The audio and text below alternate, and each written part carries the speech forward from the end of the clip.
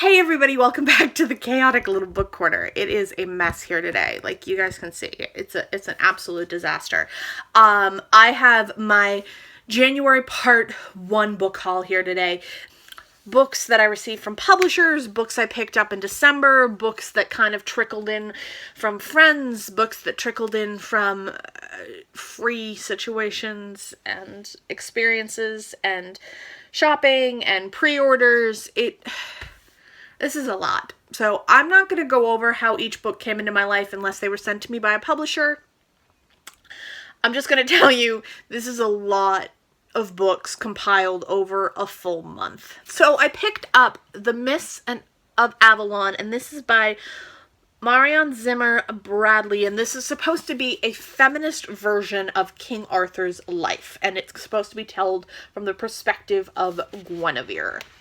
I am in. It's a longer book, so it will classify as one of my 600 to 1,000 page books this year. I'm just not sure when I will jump into that. Nod I found for very cheap used, which I was super excited about. This I've heard amazing things about, discussing the idea of insomnia, what happens to a person after lack of sleep, and so on and so forth. I'm very excited to dive into it. It looks fantastic and large font, so easy to digest and get through.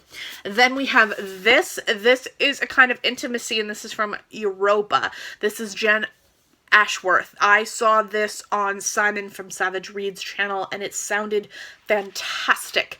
It talks about a young girl who suffers from obesity and her experience with life and trying to escape from her past. I'm really excited to get into it, and I picked it up pretty cheaply used. Like really cheaply used at my local bookstore. These two books I ordered. These are In Order to Live, A North Korean Girl's Journey to Freedom, and I Am Sorry to Think I Have Raised a Timid Son from Kent Russell. Both of these books I've seen on BookTube.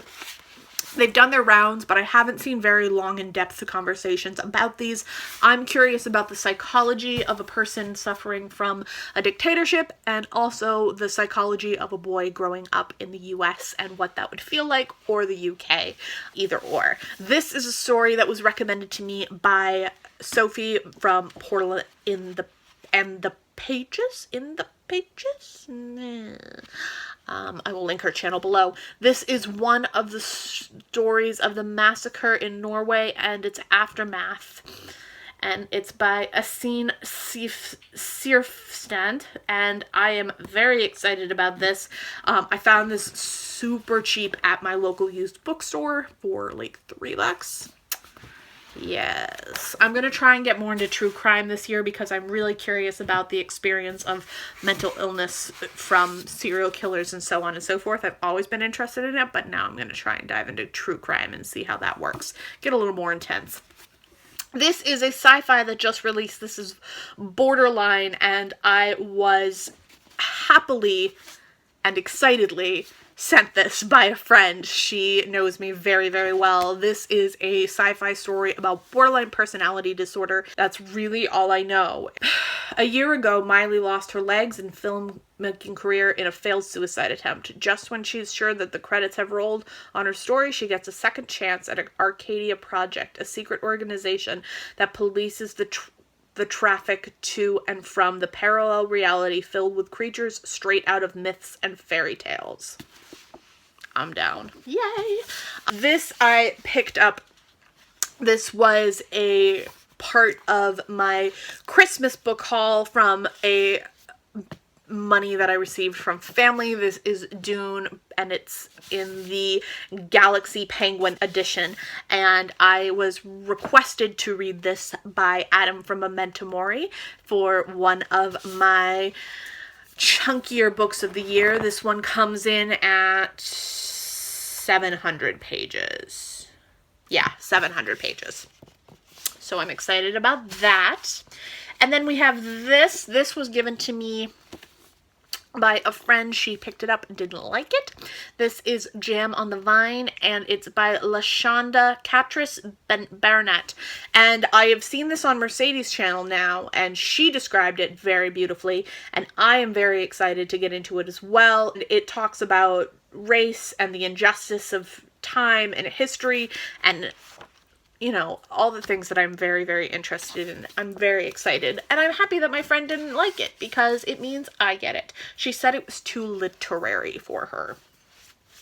This one I found for 50 cents. This is an Also Sharks, and it's stories by Jessica Westhead. This is a short story collection that just looked really, really weird. Like, really weird. And it looked fun.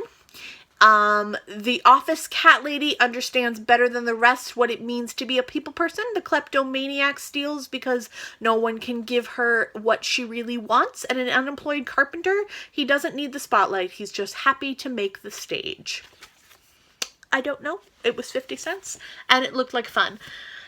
And then this one I'd heard about. This is We Show What We Have Learned in Other Stories. This was $2.50 at my local bookshop. And this one, I know that it has something to do with the literacy, historical, and fantasies collide.